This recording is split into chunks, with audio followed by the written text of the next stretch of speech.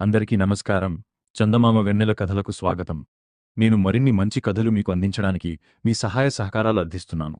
దయచేసి మీకు తోచినంత మొత్తం నా ఫోన్‌పే నంబర్ 8247377468కి వేసి నన్ను ప్రోత్సహించండి. మా ప్రతి కథని లైక్ చేయండి, షేర్ చేయండి, సబ్స్క్రైబ్ చేయండి. మీ అన్ని శుభకార్యములకు సంబంధించిన ఫోటోస్ మరియు వీడియోస్ సాంప్రదాయ పద్ధతిలో ఎడిట్ చేసి మీ యూట్యూబ్ ఛానల్లో పెట్టబడును. నేను చేసిన ఫ్యామిలీ వీడియోస్ ప్లేలిస్ట్ చూడండి. అన్ని శుభకార్యములకు పండితులచే ముహూర్తములు పెట్టబడును. జాతక చక్రం రాయబడును. ప్రతి కుటుంబంలో ఒకరికి కంప్యూటర్ జాతకం ఉచితంగా ఇవ్వబడును.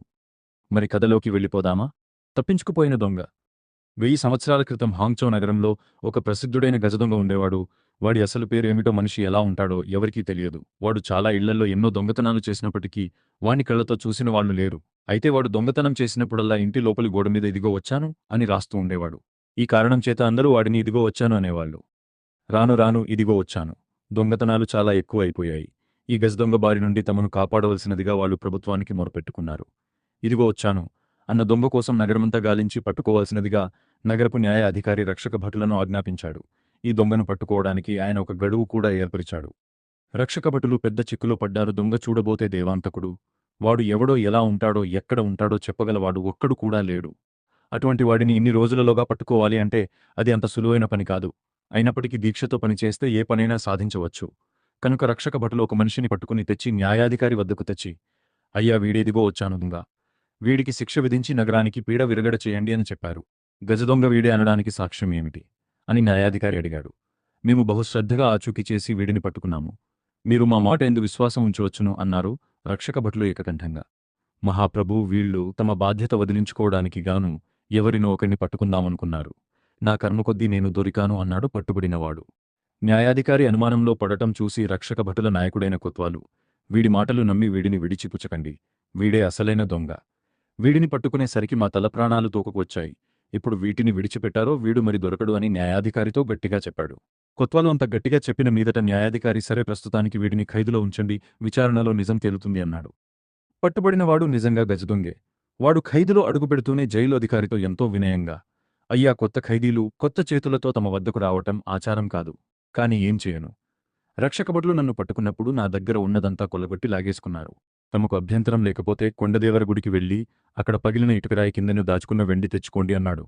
జైలు అధికారి ఈ మాటలు నమ్మలేదు. కాని తీరా వెళ్లి చూస్తే ఖైదీ చెప్పిన చోట సేరు వెండి దొరికింది. అది మొదలు జైలు అధికారి ఖైదీని చక్కగా చూస్తూ వాడితో చాలా సఖ్యంగా ఉండసాగాడు. కొద్ది రోజులయ్యాక మన గజదొంగ జైలు అధికారితో వంతెన కింద కూడా కొద్ది మొత్తం దాచుకున్నాను, అది కూడా తెచ్చేసుకోండి అన్నాడు. వంతెన మీద ఎప్పుడూ జనం తిరుగుతూ ఉంటారే అన్నాడు జైలు అధికారి. నదిలో బట్టలు ఉతకటానికి వెళ్ళినట్లుగా గంప తీసుకుని వెళ్ళండి. డబ్బు తీసి గంపలో పెట్టుకుని దానిపైన గొడ్డలి కప్పేస్తే నరమానవుడికి కూడా తెలియదు అన్నాడు ఖైదీ. అధికారి ఆ ప్రకారమే చేసి వీసెడు వెండి తెచ్చుకున్నాడు. ఆ తర్వాత ఇద్దరికి మధ్య ప్రాణస్నేహం ఏర్పడింది. ఒకరోజు రాత్రి జైలు అధికారి ఖైదీతో కలిసి తాగటానికి సారా కూడా పట్టుకుని వచ్చాడు. చూడు అన్నా, ఈ రాత్రి నేనింటికి వెళ్ళి వస్తాను.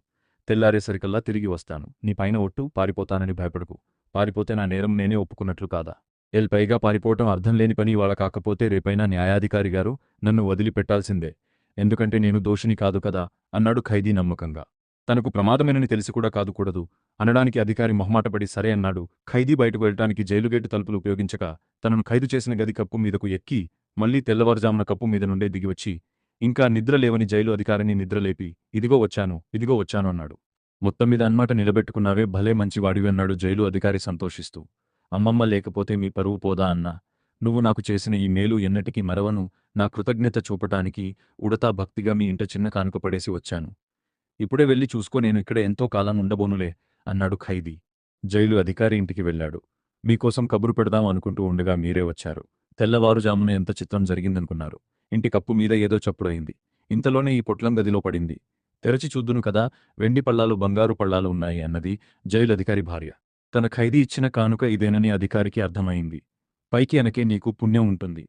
వాటిని భద్రంగా దాచి ఉంచు. తరువాత మెల్లిమెల్లిగా అమ్మి సొమ్ము చేసుకుందాం అన్నాడు ఆయన భార్యతో.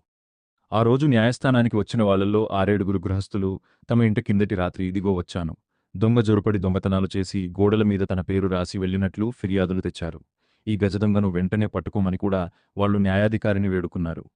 నేను అప్పుడే అనుకున్నాను, రక్షక భటులు పట్టుకున్నది మరొకరిని, అసలు దొంగ తిరుగుతూనే ఉన్నాడు అనుకున్నాడు న్యాయాధికారి.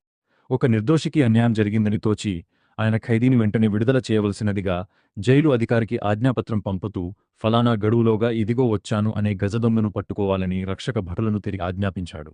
గజదొంగ ఖైదులో పడి కూడా తప్పించుకుని పారిపోయాడు. ఆ పోయినవాడే గజదొంగ అన్న విషయం ఒక్క జైలు అధికారికి మాత్రమే అర్థమైంది.